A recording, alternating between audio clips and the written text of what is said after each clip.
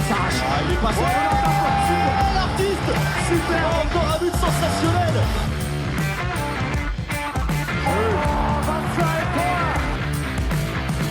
That's a brilliant bit of follow-up play by Mahe. Oh my goodness me, what a shot. Sagosen setter det hen! Han setter den! Vi er i semifinale igjen!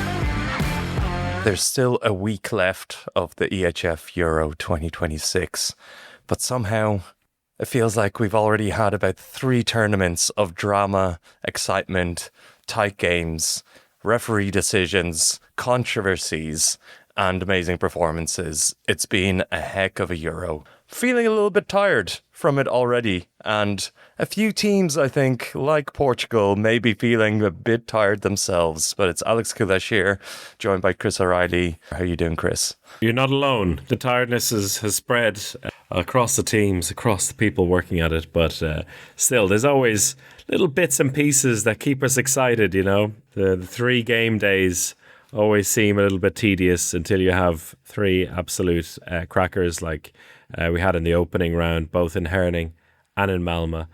But then on a day like today, as we're recording, the tedium begins to creep up for some matches. It kind of feels like there's a middle lull in this main round. When we went into it, especially that actually both groups just seemed really open.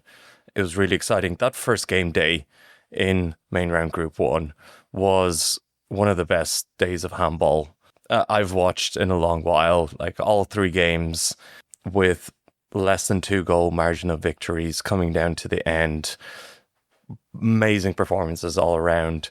Then followed up with main round 2 with some surprises, with a few kinks. And then that second iteration, it felt like the big teams, France, Denmark, Germany, stepped up and just said to everyone, okay, we are better than you. You nice effort. Nice, you're doing great. Well done, Portugal. Thanks for beating Portugal for us. Oh, sorry. Thanks for beating Denmark for us. That makes our life easier, but we're going to score 46 goals against you. Oh my God. Let's start with that one. France scored 20 of their first 20 shots. They didn't miss one. They didn't have one saved. 20 goals in 20 shots in just under 20 minutes. Like these games pop up, you know, not at every single championship, like maybe on average 1 in every 2 championships, like where there's just, you know, one team completely blows another comparable team out of the water. And it was just like so painful to watch from a Portuguese perspective. But from France, you're like, oh, who hurt you? We know who hurt them. It was Denmark, but they really made it show.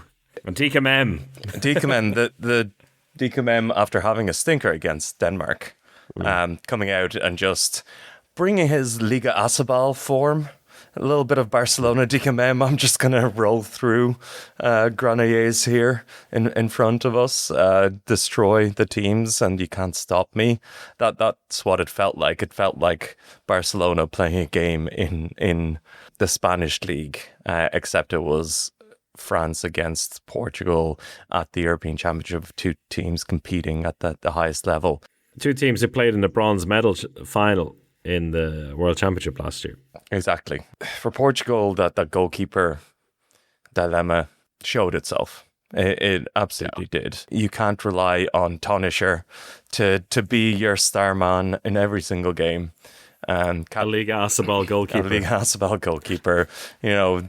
DKM was, drooling looking at him from across the court, probably has scored about 50 goals against them in the last 2 years. Tell me this. So France lost to Denmark in that first round. It was a really intense game. I loved the intensity of it, like especially that first half. The defenses, the scrambles, the aggression was off the charts. And France probably felt like they were the better team throughout the whole game. And Aymeric Meen, after the game, did say the best team didn't win today. which is a big thing to say against Denmark, one of the greatest teams of all time. But do you agree with that statement from me? No, I don't. No, I don't think they. I don't think they were the best team against Denmark. It was a good game, and they gave Denmark a challenge. But I was never watching that team, and this, of course, Denmark on the back of a loss to Portugal. It felt like they were more in control than they were in the game against Portugal. So it's always hard. Like that comment came like literally right after the game. So. But he was also quite considered in everything he was saying. Like he didn't just throw that sentence out. He was saying a lot about the match. But so maybe in his perspective they were, but maybe they were the best non-goalkeeper court team on the day, which was an issue for them. That goalkeeper issue is there's two kind of big topics that are emerging in this championship, which we might delve into. One is you need good goalkeepers, no question there. Nobody's arguing with that one, but the other one about kind of the wider squad. But no, I don't necessarily agree that France were the better team. I think they were. Yeah? Well, why? I think what they was were better about them? And I think the key word in that sentence is the better team. I think overall, France were the better team. I think defensively, I think in attack, they just got it was unfortunate that Dikamem and Prandi managed to have a stinker at the same time. I think all they needed was one of them to actually show up, and I think they would have won that game. And I say team because Denmark again relied on their three big stars, and they're incredible stars. You can't argue with Gitzel, Putlik, and kind of finally Emil Nielsen putting in a performance at the highest level. But there's so much reliance on those three in the squad, and I think They're so good though. Oh, they are good. There is. They're good. This actually feeds into the other argument about like, you know, the need to have like the 16-man squad or at least a 12-man squad that you're relying on compared to just like the teams that are relying heavily on a core of 8 or 9 players who have happened to lose some games now. This is becoming like a culture war, I think, within our Discord in terms of people believing one way or another. And I think in the last couple of days, teams with better squads have won. The France game against Denmark, maybe not that example then. But if Denmark needed to, they could use Lasse Muller. They just don't need to. But they have. Well, and didn't Lasse Andersen barely play in the tournament before he came on and had a good big game against France? I'm talking. I'm talking about winning the tournament and going on from that. Beyond just the single games, but it feels like the thing I was saying at the start of the tournament that Denmark are missing a backcourt player rings through. Maybe. It's true. Like Lauga. I'm not sure. Not sure. We're gonna be revising our history here in a week's time. That's what I reckon is gonna happen here. Because maybe in a lot of cases with teams it's true, but Simon Putlik and Matthias Gitzel don't want to share the court. Gitzel will play 58 minutes every single time, and that. Like, it doesn't work for every player, but they are not every player. And we know how hungry he is. He's hungry like a winger, Alex. And Putlik is similar. Yes, they don't have Arnoldson, but maybe the Portugal result is colouring it a little bit. But in that France game, I didn't see them feel desperate. Oh, I disagree. I think desperation, anxiety, like boxing, and then they came through it. That's the thing. They're winners, and those three players are incredible players. But there was desperation as France were kind of on top of it. I have never seen boxing sound so nervous. Like the first 10 minutes was this eerie nervous silence. Like it was everything was on the line there, which is it is great that we get a game like that so early in the tournament, and in the end it was Lasse Andersen that came to the rescue. He solved the third backcourt player riddle in that game. Lauga has done well at times. I don't think Mats Hoxer has done a lot in this tournament. I think he's learning to be a winger now. So I think there's they're being dragged by Gislen Putlik, which is absolutely fair, and Emil Nielsen again in that Spain game. This time it was Emil Nielsen who just shut them down, which is big, and they have that trio again against Spain. Kirk Luca came out of nowhere. Emil Jakobsen, they still have the wings. I'm not putting Denmark down. They're still probably the favourites here, but I tend to think that France are the better team, and that was my prediction. I'm going with it, but that's we'll just have to see. Well, this is the fascinating thing with the rest of this group now, because France they played astonishingly well in this victory over Portugal. Like a first half masterclass, 46 goals, a high score record for the first half, high score overall in that 46-38. And now with Germany beating Norway. And I mean, speaking of teams, the better team didn't win. I mean, that was the perfect example of it. I mean, Germany are not a team that deserved to win that match. But Andy Wolf, with 22 saves at 44%, he won that match because Norway, if there was an XG, Norway would have won that by 10 goals in terms of like the clear-cut chances. Poor Patrick Helland Anderson. Oh, he was eaten alive by the wolf. Isn't it amazing what it does to the players? And you see it like in terms of the shooting in two ways. It's like the shots that go nowhere near Wolf but then miss or hit the post, and lots of that was happening. And then and we've all been there when you're just like not backing your shooting and you're not going for those corners anymore. You're just throwing it or trying to spin or throw it as hard as possible, and you hope it goes in. But then it was like a magnet, and Wolf was phenomenal. And so in like eating up those Norwegians. Nevertheless, it was still a tight game in the end, and Norway they'll be having nightmares about Wolf, but had done everything else except for the scoring of the goals to win that game. Yeah, I think Norway had the opportunity to throw the group wide open, but now it does seem that it's really those three top teams, Germany, Denmark and France, vying for it, with Germany having to play both teams. They're the kingmakers. They are the kingmakers. Portugal got really unlucky because they ended up having to play Denmark, France and Germany, or Denmark, Germany and France in a row, which is, it just took the toll on them. They're probably going to round off this group with a couple of wins, and I haven't done the permutations, but it could make it interesting.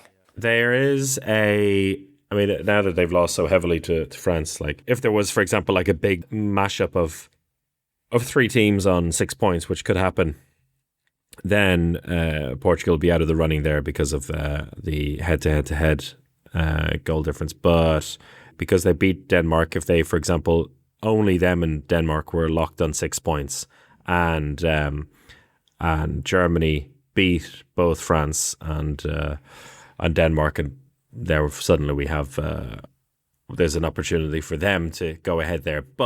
And Norway still also in that hunt for 6 points, but realistically, it comes down to just Germany, France, and Denmark, which also, for all the chat about this being the greatest group of all time, with it almost being wrapped up now, it's maybe a bit of an anticlimax, but it's not an anticlimax at all. Hold on, one of Germany, France, and Denmark is not going to make it. They're the three best. Yeah, but that was always going to be the case. Yeah. I mean, sure, a week ago Germany were going home anyways.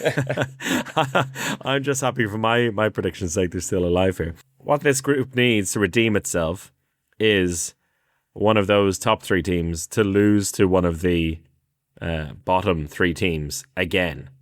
And then we can look back at it and say, oh, it was truly wild. Anyone could beat anyone. But actually, that only happened before in the preliminary round when Portugal beat Denmark, not in the main round. So we need one more of those. And then I think it redeems itself. Otherwise, it's just a three-way battle, which is the least you would expect from a European Championship main round. So I'm a little down on it now. Oh, I think that's the fatigue. That's the fatigue, Chris. It has time to come back. But Denmark versus Germany first, and then Germany versus France. I have a feeling it's going to be Germany versus France for the other semi-final spot. Let's touch on Germany for a little bit. And I think we were probably both agreed that Denmark and France are in prime position here. Both teams looking really well. You had Germany going through in your... They're technically in prime position. And they are technically in prime position for sure. But they're coming up against the two big dogs. And a lot of the issues that we talked about previously are still there. Andy Wolf gave a very interesting interview after the game. Surprisingly, like Andy Wolf has been the media MVP of this championship. He started stirring shit up with it against Austria. Then he really threw Serbia under bus, and he seems to be someone who is not afraid to give his opinion, which is great to see. But he talked about how he got into a flow state in that game against Norway, essentially in the middle, where he made kind of 5 or 6 saves in a row against those shots from the right back for sure. He was asked like what was wrong with Germany in the first half, and he was quite frank that, there's no creativity in attack. Players were afraid to take the chances, to go for the slightly more difficult pass for that breakthrough. And ultimately, that is in line with what we talked about, the back court just not really meshing. In this case, Gergic came out and arrived in the tournament. He actually showed some bravery in the second half. He scored 7 goals, a few absolute rockets. But how effective is this going to be, having to rely on a completely random backcourt player to show up every single game, whether it's Miro Shlerov, Gergic, Knorr, like someone random has to show up. And in this game, Shlerov barely played. Like, what is that sustainable? It's certainly not sustainable, is it? And but it's not sustainable, but it could be enough in combination with some good defense and some incredible Andy Wolf to beat one of France or Denmark and qualify for a semi-final. So I think this is not counting them out. I think they've put themselves in a position now where they just need to be lucky one more time against one of those two teams, and then it could be through to the semi-finals. But in terms of like looking at the way other contenders are set up and how you have a real idea of what their idea is, that is not the case here. I mean, great that Marko Grigic came on and scored 7 goals, but and took all those wild shots. But literally, this was his last chance to play at this championship. It was like, go on, son. You have one last chance to prove you belong in this team, and he did it. And on our Discord, people were saying, right, it's time to throw him on in the second half, because that was the only solution, because, as Andy Wolf said, they were a little bit clueless in the attack. They turned the ball over so many times and were taking weak shooting attempts so many times. They were outplayed by Norway in this match. And I will say for the last time, they were not the better team in this game, but they won. And I think they don't have much more time to find a solution. They're just going to have to lean in to what they have. We've seen some performances there from them, a little bit like showing what is possible with the team. And they need to hope it happens one more time in this main round, and at least one more time in the final weekend. And then they'll have a medal. That's possible. And they'll be happy. I know that's possible. And it's 100% possible. That's so possible. They only need a 50% hit rate now. 2 good games from the keeper and from one of the left backs, and they'll get a bronze medal at least. I like the probability. I like the probability of that. I like the probability of that. Yeah, because there's talent there, and I think the one point on goalkeepers that I do want to mention, and it happens in every tournament. that goalkeepers become more and more important as the tournament goes on. And there's two factors there. One is the fact that players are getting tired. There's not going to be another shot in this championship that's 135 kilometers per hour. Like that power is gone from the players right now. You know, that relentless schedule means that players are worn down step by step, and the way they take shots it changes, and the goalkeepers end up having a bigger chance in making those saves, and that's where the really good goalkeepers like Wolf, like Bergerud, who's been very good in this tournament, Nielsen, they show up and they eat them up. They thrive on that energy, on the fatigue of all the other players. They kind of step into the moment, and they have that focus at the more crucial times again as the pressure builds. And that's the other element of it, that every game becomes extremely important for the other side. The pressure builds, and there's kind of a mental game between the goalkeepers and the opposition players. And again, the strongest goalkeepers overwhelm weaker heads on the other side. So it just becomes big. You see these performances like we've seen in Nielsen and Wolf coming up. And on the other side, if you don't have a goalkeeper at that level, they wilt, they get tired, they don't build into a tournament.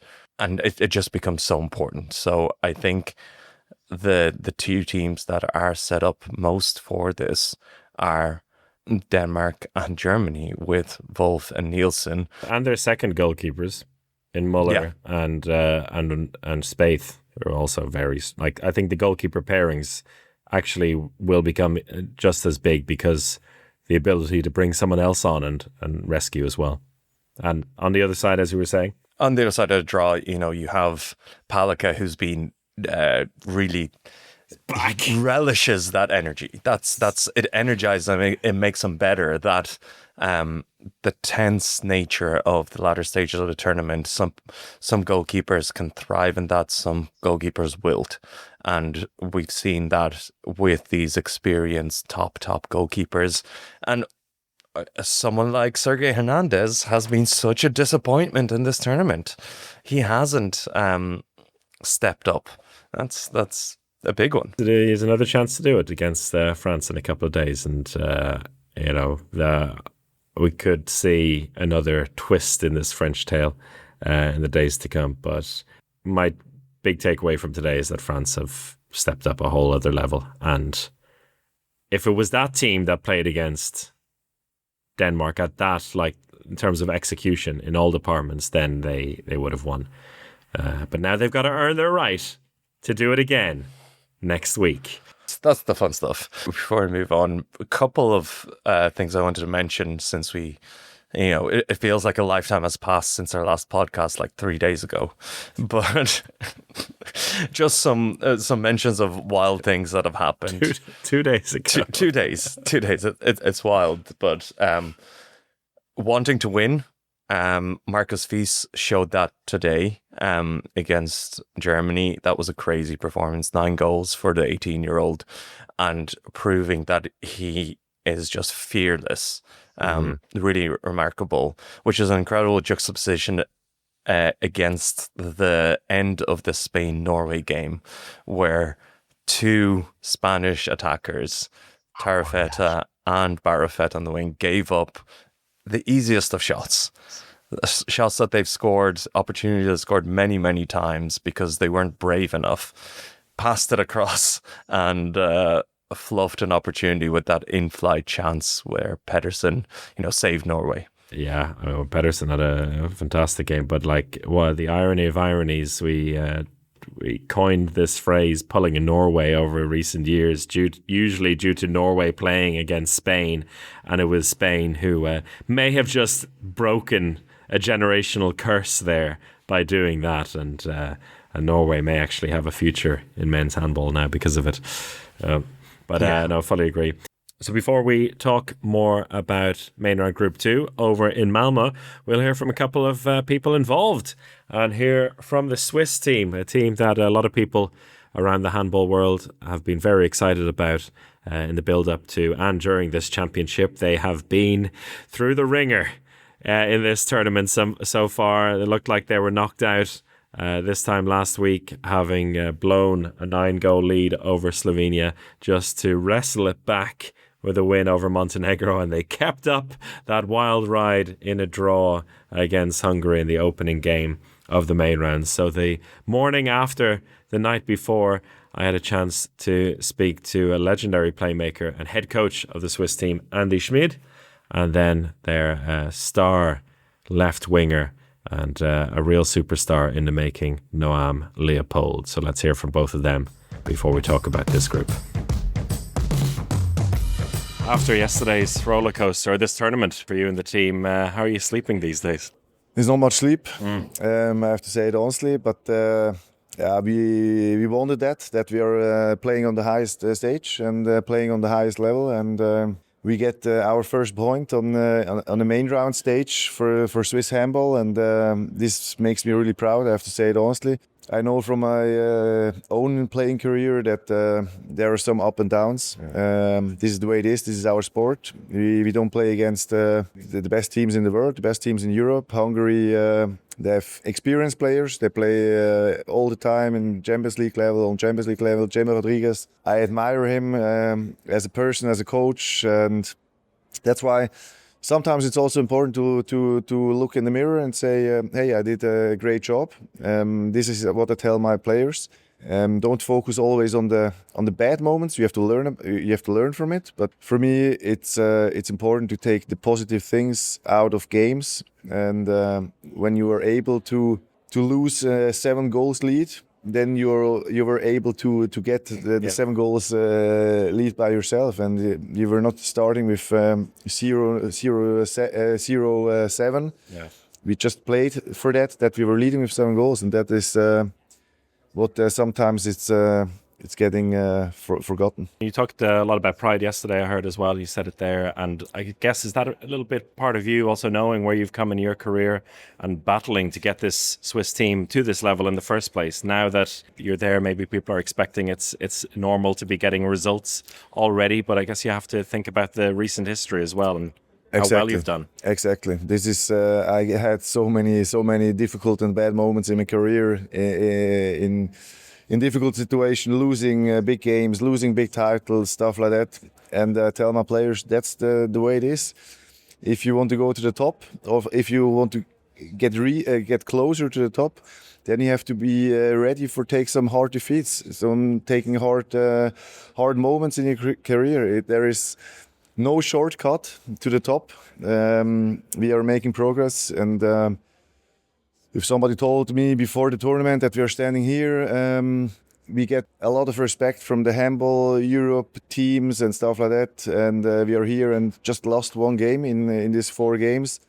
And this game we were leading with 9 goals. Then I would take it blindly. And that's why sometimes it's also what I said, that is important to take the good things and not only focus on the bad things, but I want the maximum, and the maximum is for sure that we should win yesterday again. But I can accept that we lost a point yesterday. That doesn't mean that I'm happy with when we are not winning, but I know also where we are coming from, which age the players has on the field. When I see left wing, playmaker, right back, right wing, they're like 21, 20, 22. And that's why keeping the feet on the ground, that's also important. Talk to me a little bit about this kind of launching into being the national team coach. It was only 2 years ago you were playing for this team at the European Championship, and then pretty much taking over as head coach straight away. Must be quite an unusual thing, even though you knew it was coming for a while. But as you said, there's a lot of young guys in the team, but also guys you've been playing with not so long ago. It was a jump in the ice-cold water, I have to say it honestly. It was the biggest change in my life, from being player, professional, 20 years, and then suddenly I was head coach from the national team. For me, it's really important that I try to separate, or I want to separate the handball field and the private life. Yeah. I want that every player is feeling great in the team. It doesn't matter. I don't care about ages. I want that everybody is welcome in our team, that they feel great. It's also allowed to sometimes eat a pizza or a burger, because I know it for myself that sometimes the mind is more important than the training, and that I want to give my players. I told them also, when we are going on the handball field and when we're taking our handball shoes on, then it's totally focused, and I expect everything from my players, because I expect everything from me.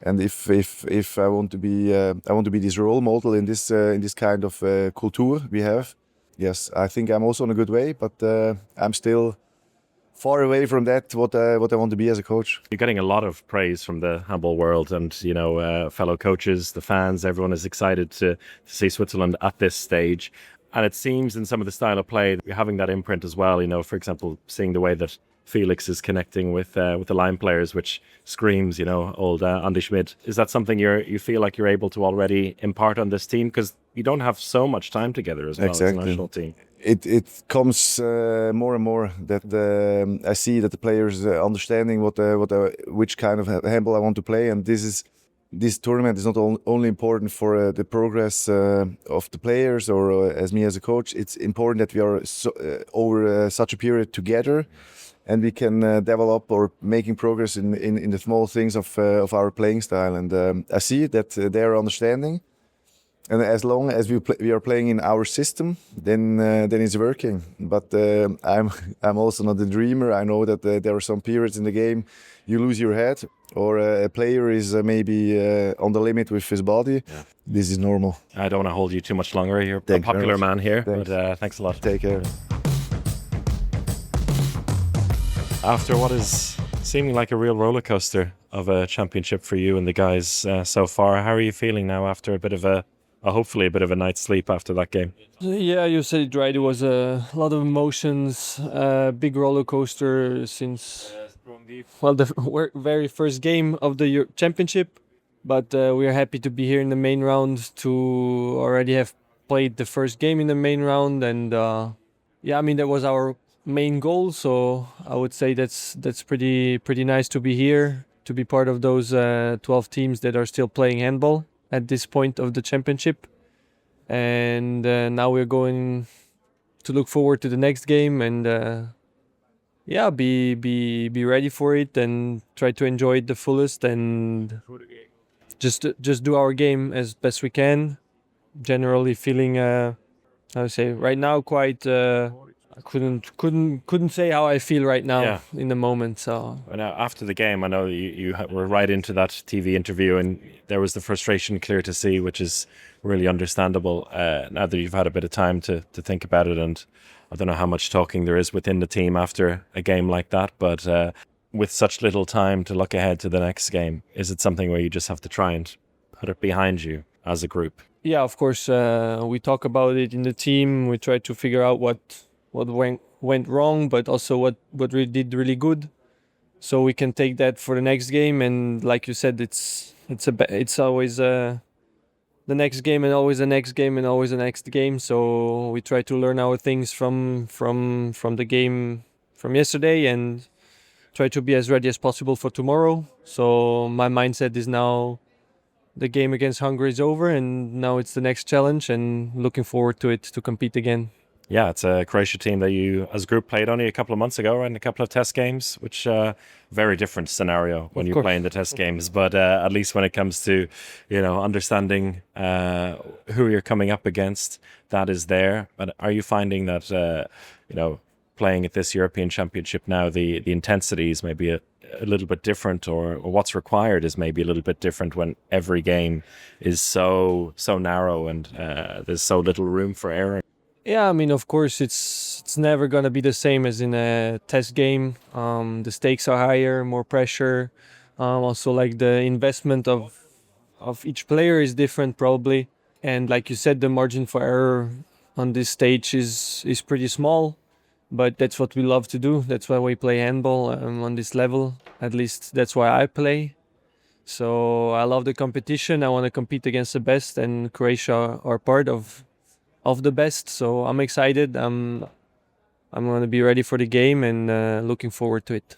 And you're part of this group of players who are coming through, all quite a young group of players who are taking a lot of responsibility already. If you take me back a few years, were you the kind of person who was watching a lot of these international tournaments growing up without Switzerland in it? And what was your kind of relationship to these major tournaments as a Swiss player growing up playing handball? Yeah, of course I watched it. I love watching handball in general, and I consumed a lot of handball when I was young.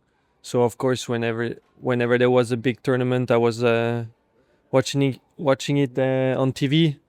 Some of them with Swiss participation, most of them without. But of course, there was always this sense of or this dream to be part of it and to be able to live this right now and show that, or having the ambitions to be part of those tournaments over and over and over again, and also having the quality to be able to do that is really nice for the handball sport in Switzerland. And of course, being part of this evolution is even more satisfying for me personally. Is there something in particular that you've noticed in the recent years that's helped with that evolution? I mean, you're playing abroad for the last couple of years, but now the team is quite consistently qualifying, and now 2 main rounds in a row, if you think about the World Championship as well.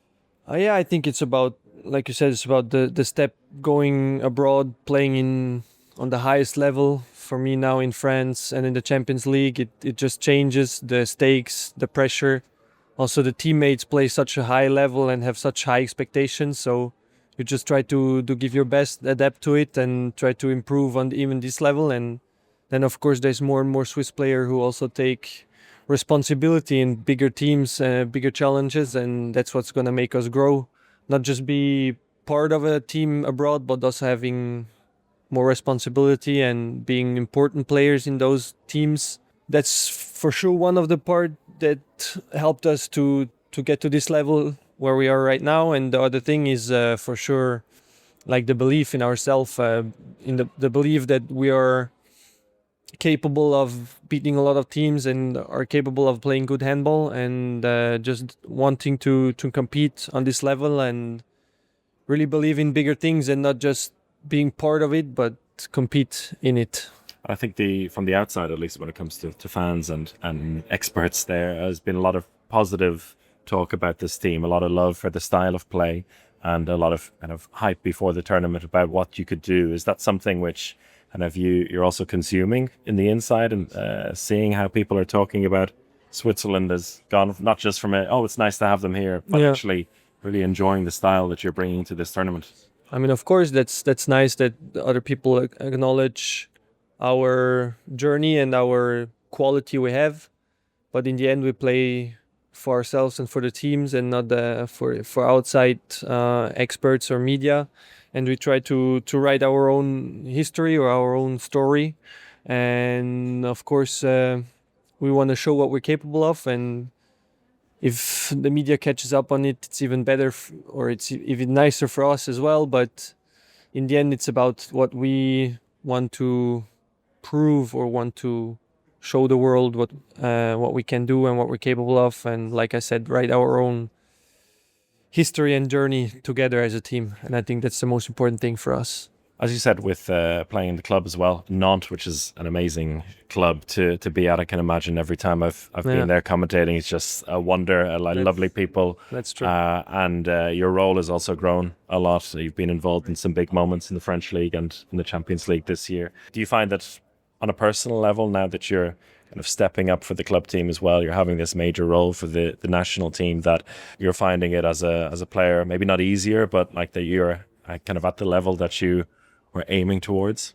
I think I'm still not at the level that I'm aiming for. Okay. I still have a lot to improve, a lot to get better at. But of course, I always dreamt of competing against the best and being able to really have an important role and have responsibility on this level, not just being part of it, like I said, but really play in it and having a big role, big responsibility. I want the pressure. I want this how do you say? Yeah, this responsibility. So of course, I see that I have more and more playing time. I have more and more nice moments to live, and but in the end, it's about my journey, and I'm trying to get better every single day, and like this to help and improve. First of all, myself, and then the team, and help the team in the best way I can. So it's a different role in Nantes than I have here, but I try to bring the same hunger and the same competitiveness to the Swiss national team as I bring every day in Nantes as well. You mentioned the responsibility there. I just want to ask about your penalty taking and this routine you have in the build-up as well, with the kissing the ball, the spinning on the finger. Is it something that you feel you have to do every single time, or is it like helping to reset the mind? What's your process there?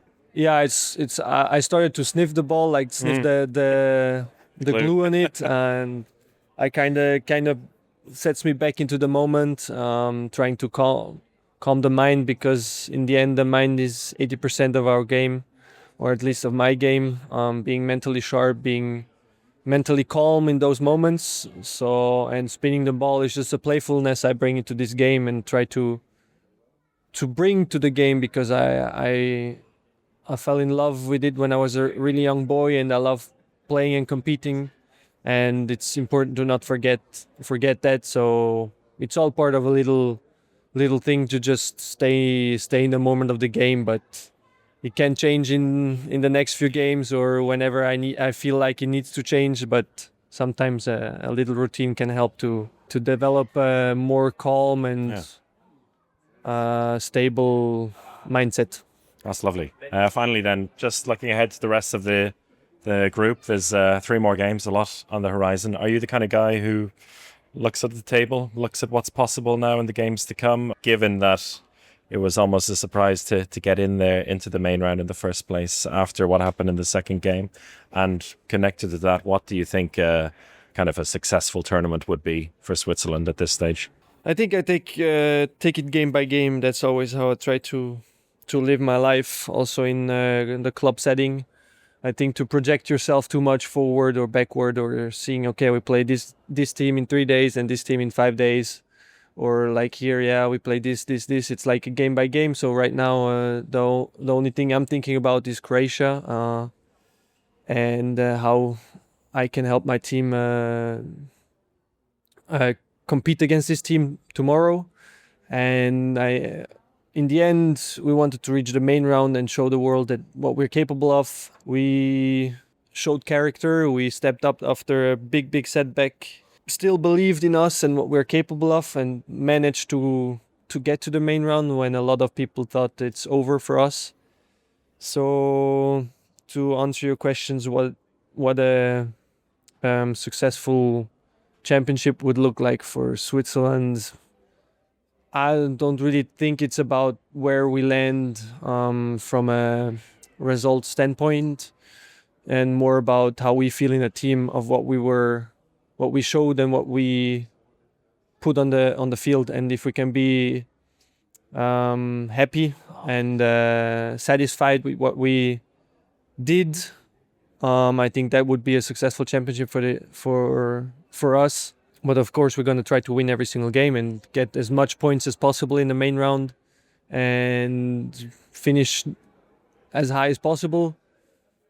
We had it in the hands to even play for the semifinals, but maybe we aren't at that level yet, and we're going to learn from it and grow on it. And like I said, take game by game. Noam, thanks for your time. Appreciate it. Of course. Thank you. Thank you to Andy and Noam. And now we'll dive into this chat about main round group 2, which is a lovely setting after just one proper round of games. Only Sweden clear at the top, and then after that, the other 5 teams separated by a single point. There is a world where Switzerland should be vying for a semi-final spot and in prime position, but right now it does seem very open, especially after Iceland. It finally got their fluff of a game. You know, we've been waiting for this game that they're going to mess up their streak, mess up their chances, and they ended up doing that against Croatia. Again, we're not punishing Iceland here, and they shouldn't be Incredibly disappointed to lose to Croatia, a team that is still at the top of world handball and has been for a long time, and is more experienced at the highest levels than this Iceland team. So it's not a huge surprise that Iceland didn't win against Croatia, but again, this Iceland team should have more expectation, and they should be winning these games in the same way that we've seen Sweden really flex their muscles in this half of the draw. You would want Iceland to do the same thing.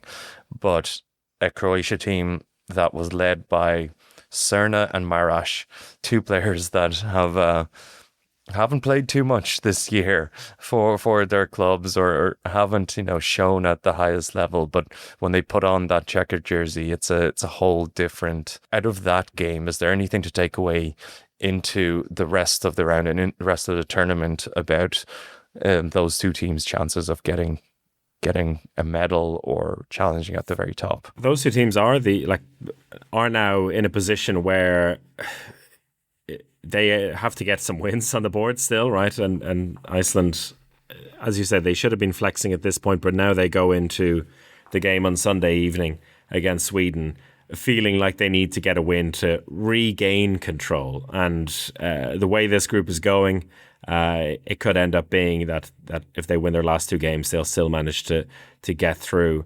But disappointing that they weren't able to take it into their own hands. When we spoke to them a couple of days ago, the way they talked about it as well, they're like, we know we're one game away from messing this up. It's like they were so aware of it, and then it happened straight away.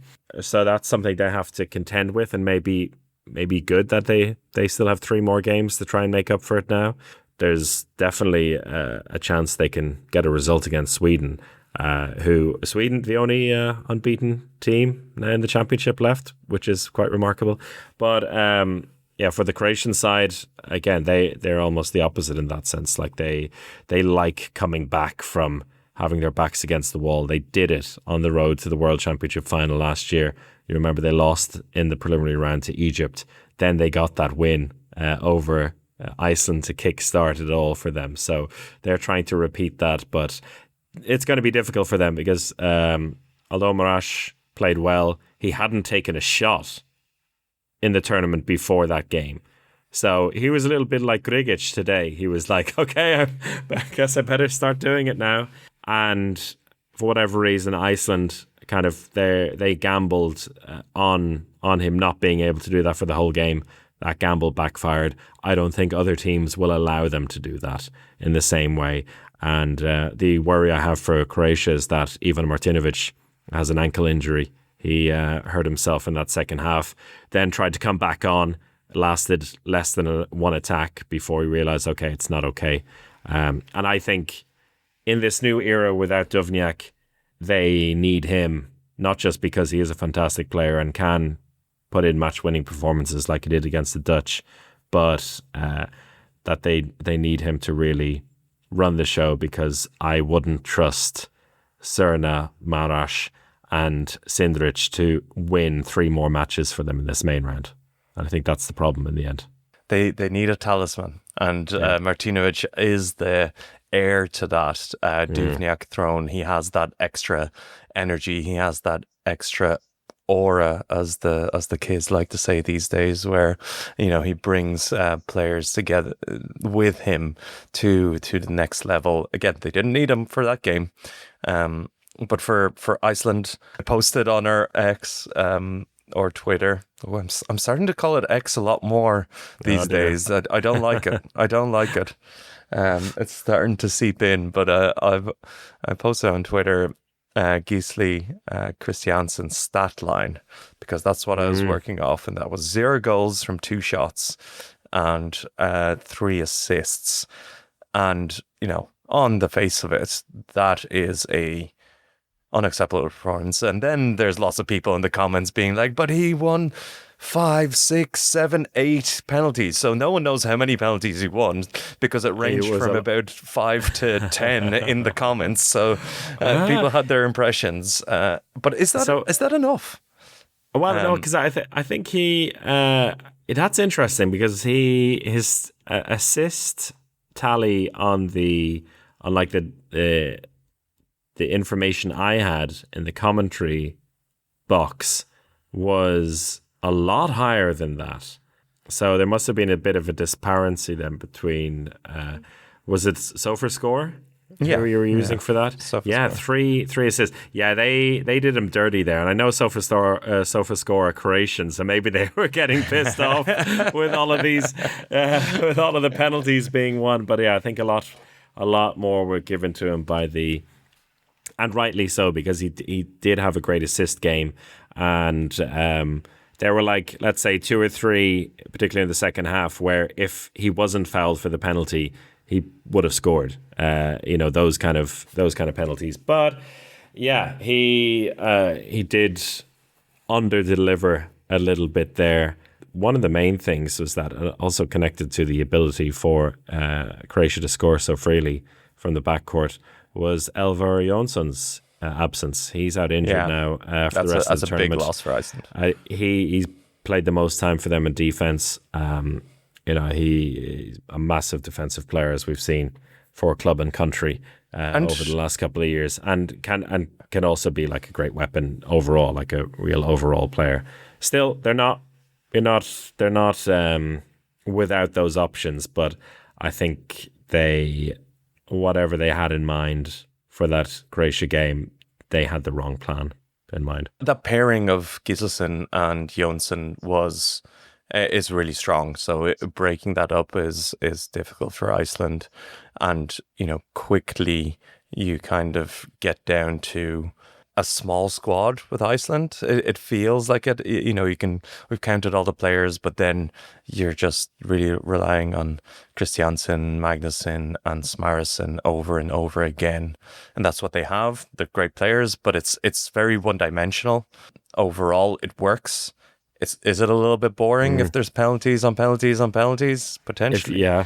This is a big question, or big like opportunity and question now for this Iceland team for the rest of the main round, because something probably has to change. And player we talked about in the pre-tournament chats and the previews was Hákon Þrastarson. He did play a fair bit, but after a couple of minutes in the first half, he got a stray elbow to the face and blood was spattered all over the court. So that hampered him a little bit.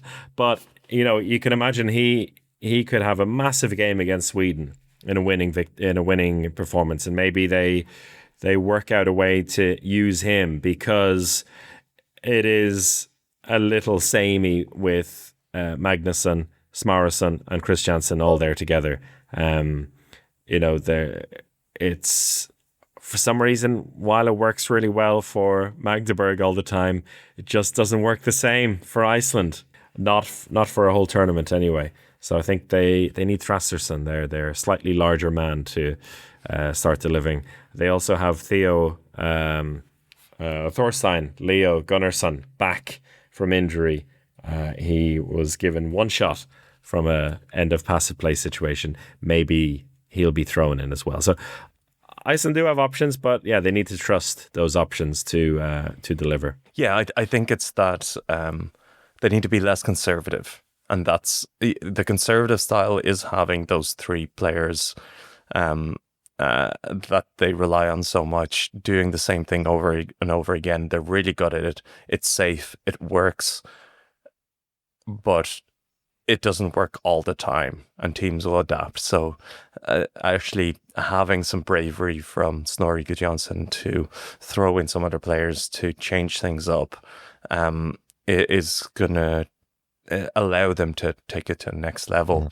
One team that's not afraid of throwing in wildcards has been Slovenia, who also had a really, really great game against Sweden. And for a moment, it looked like Sweden were really worried, but I don't know why. But the Slovenia team, I'm sick of them. They don't excite me, and I feel bad saying that about them. But they're just one of those teams that is so annoying to play against. Yeah, they played 3-3 defense the whole game, which I think, while it might have worried Sweden for a little bit, I think they also started to realize, okay, if they try to do this for 60 minutes, we're going to get the better of them. And then, having Borat Maćkovšek make 80 tackles in a game is not sustainable. And so while it worked for the first half, but then once Sweden got going, there was no stopping them.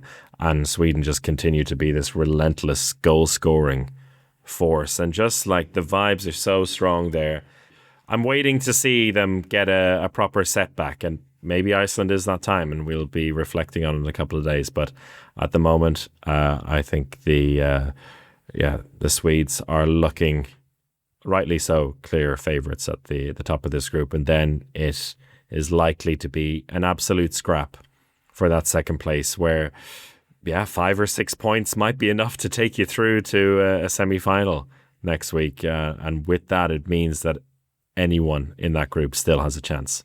Absolutely. I think I have no idea who's going to take that second spot. And Switzerland are still in it. We know that they can beat anyone. Switzerland can beat anyone, or at least be winning against anyone after 40 minutes and then throw the game away. Well, as Andy Schmid said, in order to lose a 7-goal lead, you have to be good enough to have a 7-goal lead, or something along those lines. So I like that outlook on it all. So they have a chance. He also said, the first game that they lost a 7-goal lead, they lost. Second game, they lost a second 7-goal lead. They got a draw. So next game, they're going to lose a 7-goal lead, but win. And then keep Croatia. That rolling. Watch out, Croatia. But yeah, lots of excitement in that group. A little bit early to actually figure out how that's going to shape up. Every team there, I think, can beat each other. And at the same time, it does feel like this side of the group, it is Sweden who are the only ones that will challenge the big boys in main round group 1. A lot of things can change. A lot of things can change over the next couple of days. Oh man, Switzerland, Germany in the semi-final next week. Who knows, Alex? Let's do it. Who knows? As you said, this group still has a lot of unraveling to do. Matches coming on later today, and we'll be back early next week with a bonus podcast on patreon.com/handball hour as we unpack how those 2 main round groups are going. So join us there for extra content over the rest of this championship. Until the next time, from Alex and myself, it's goodbye.